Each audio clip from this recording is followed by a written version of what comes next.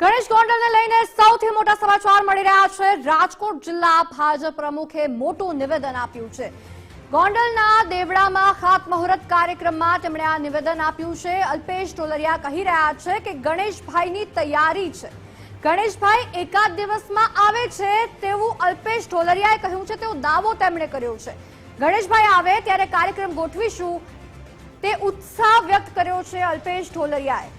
આપને જણાવી કે ગણેશ ગોંડલ હાલ જેલમાં બંધ છે, તેમના વિરુદ્ધ કેસ ચાલુ છે। દલિત આગેવાનના પુત્રને ઢોર મારવાના ગુનામાં તેઓ જેલમાં કેદ છે, પરંતુ હવે અલ્પેશ ઢોલરિયાનું આ નિવેદન અનેક તર્ક વિતર્કો લઈને આવે છે કે શું ગણેશ ગોંડલ હવે જેલમાંથી બહાર નીકળી રહ્યા છે।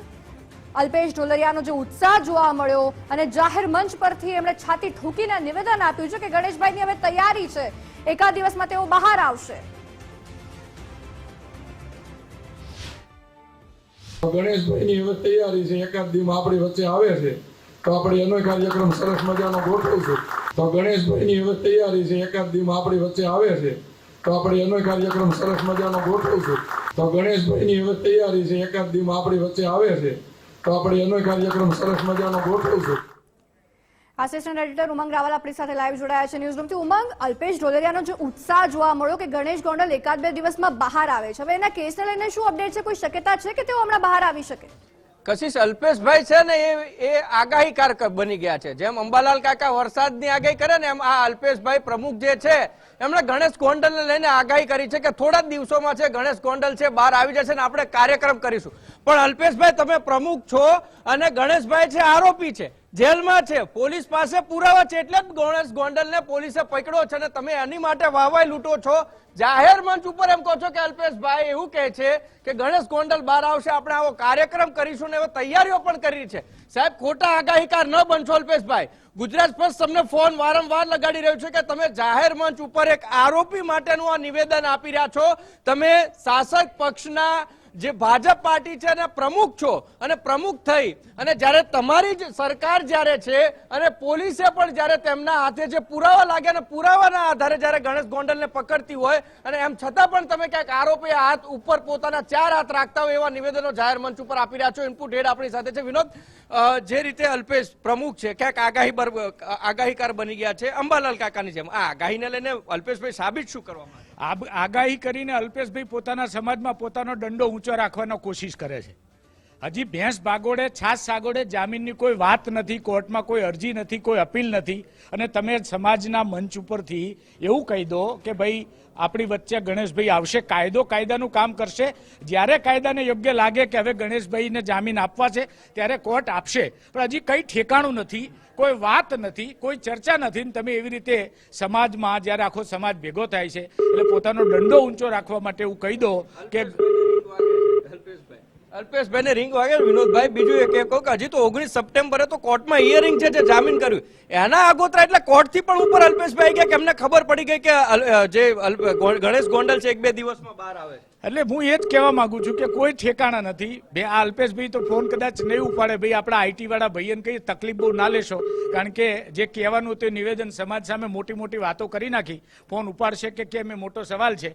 પણ જે પ્રકારના નિવેદનો થઈ રહ્યા છે કોર્ટને પણ ગુમરાહ કરવાની કોશિશ થતી હોય એવું મને લાગે છે, કારણ કે કોર્ટ આપણી બહુ જ સજ્જ અને જાગૃત અવસ્થામાં યોગ્ય પુરાવાના આધારે અને યોગ્ય ડોક્યુમેન્ટના આધારે કેસની ગંભીરતા બધી જ વસ્તુનો અભ્યાસ કરી અને જામીન આપણા માનનીય જજ સાહેબ આપતા હોય છે। હવે જ્યારે કોર્ટમાં આ પ્રકારનું કોઈ વાત નથી ત્યારે તમે સમાજમાં આ પ્રકારના દાવાઓ કરી દો છો, એ મને લાગે છે કે કાયદાને પણ ગુમરાહ કરવાની કોશિશ અને તમે સમાજને પણ ગુમરાહ કરો છો, કારણ કે ગણેશભાઈ આપણી વચ્ચે આવશે પણ કાર્યક્રમની તૈયારી, હા, એટલે કાર્યક્રમની તૈયારીઓ ભલે તમ તાર આવે ત્યારે તમે એક સામટા 1000 ઢોલની લાઈન કરી દેજો, આપણને કોઈ વાંધો નથી। કોર્ટ જ્યારે એમને જામીન આપશે ત્યારે કંઈક તથ્યોના આધારે આપશે। કોર્ટને આપવાની છે, અલ્પેશભાઈને તો જામીન નથી આપવાની, એટલે જેને જામીન આપવાના છે એમને ખબર નથી, કલ્પેશભાઈ ઢોલ પીટે છે, અલ્પેશભાઈ ઢોલ પીટી રહ્યા છે, આ પ્રકારનો માહોલ છે।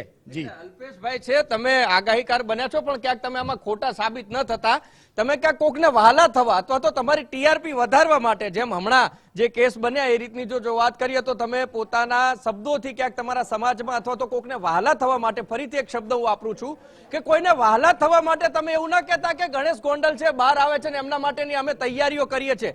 કોર્ટમાં હજી તો અલ્પેશભાઈ ફોન તમે નથી ઉપાડતા, તમને કેમ કે નહીં ખબર હોય, તમે ખાલી તમારા સમાજની અંદર તમારું નામ વધે માટે, પણ તમને હજી ખબર નહીં હોય કે ગણેશ ગોંડલની છે જામીન અરજી કરેલી છે અને જામીન અરજીની હજી તો 19 તારીખે, એટલે તો હજી 1 મહિનાની વાર છે. 19/9 એની હિયરિંગ થવાનું છે અને હિયરિંગમાં નક્કી થશે કે ગણેશ ગોંડલ બહાર આવશે કે કેમ. આ પહેલા તમને કેમ આટલું બધું થવા માંડ્યું છે કે ગણેશ ગોંડલ બહાર આવે છે, 1-2 દિવસમાં આપણે કાર્યક્રમો કરીશું, આપણે ઢોલ વગાડીશું, તૈયારીઓ કરીશું? અલ્પેશભાઈ, અત્યારે તમે ફોન ઉપાડી લો તો બધા જ પ્રશ્નોના જવાબ તમે જ આપી શકો, કારણ કે તમને ખબર છે, તમે આગાહીકાર છો અલ્પેશભાઈ, અને તમે આગાહી કરી છે કે ગણેશ ગોંડલ બહાર આવે છે. તો કેવી રીતે બહાર આવશે?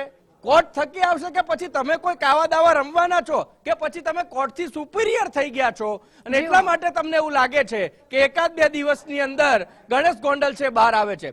ખાસ કરીને જ્યારે આવા કેસ હોય છે ત્યારે કલ્પિન આપણી સાથે છે, કલ્પિન સાથે પણ વાત કરીએ. કલ્પિન, હજી તો 19 તારીખે હિયરિંગ થાય અને હિયરિંગ પહેલા એવું કહેવામાં આવે કે ગણેશ ગોંડલ બહાર આવે છે. જો ઉમંગ, વખતો વખત ગુજરાત હાઈકોર્ટની અંદર તેમના દ્વારા જામીન અરજી મૂકવામાં આવી. જામીન અરજીની અંદર કોર્ટે હજુ કોઈ ચોક્કસ નિર્ણય પર નથી આવી. કોર્ટે આગામી 19 સપ્ટેમ્બરના રોજ વધુ સુનાવણી છે તે મુકરર કરી છે.